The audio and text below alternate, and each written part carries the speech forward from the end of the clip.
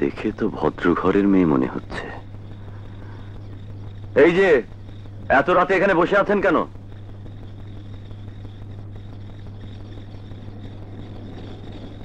কানে শোনেন না? কার পথে বসে আছেন? ট্রেনের। ট্রেনের? হ্যাঁ, এটাই আমার জীবনের শেষ স্টেশন। মানে? এখানে আত্মহত্যা করব। আত্মহত্যা করবেন কেন? ছোটবেলায় বাবা মাকে হারিয়ে দুঃখে কষ্টে মামার আশ্রয় ছিলাম। সেই মামায় একদিন টাকার লোভে আমাকে নারী পাচারকারীদের হাতে বিক্রি করে দেয়। নিজের ইজ্জত নষ্ট হবার আগে ওদের আস্তানা থেকে পালিয়ে দু মুঠো ভাতের জন্য দাঁড়ে দাঁড়ে কাজ করতে যাই। কিন্তু কিন্তু সবাই আমার দেহের প্রতি। তাই এসেছেন আত্মহত্যা করতে?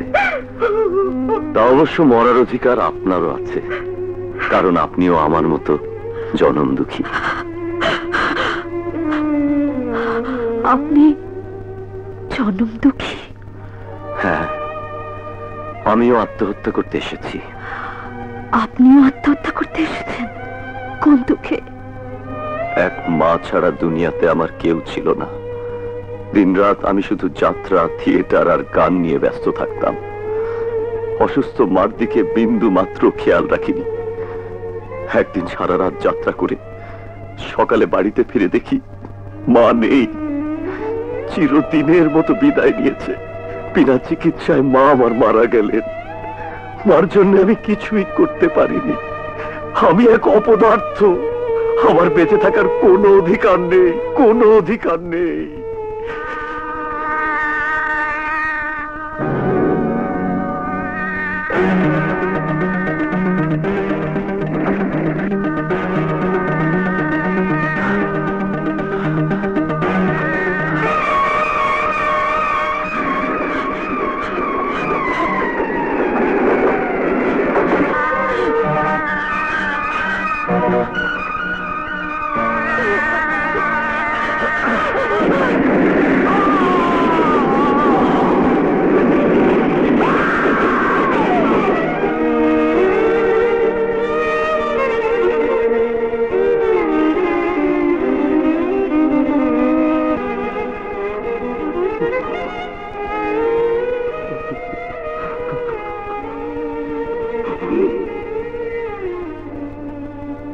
ওষুধটা খাইয়েছেন?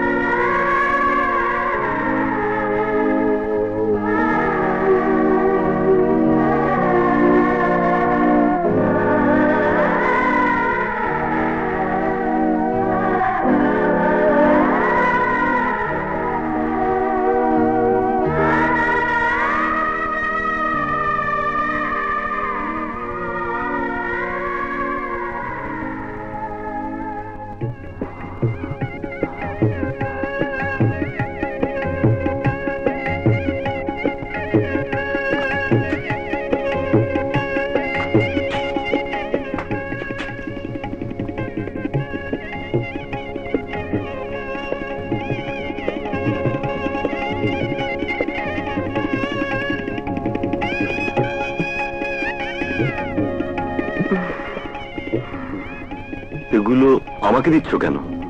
আপাতত আমাদের থাকার একটা ব্যবস্থা করতে হবে তো। এগুলো বিক্রি করে? না না, তা কি করে হয়? তোমার হাত, তোমার কান খালি করে? এগুলো দিয়ে আমি কি করব? এগুলো আসল অলংকার নয়।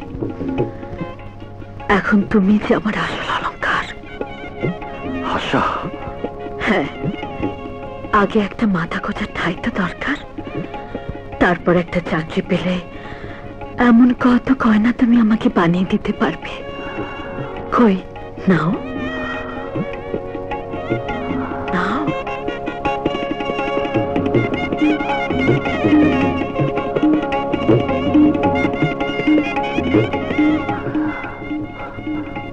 আশা, আশা।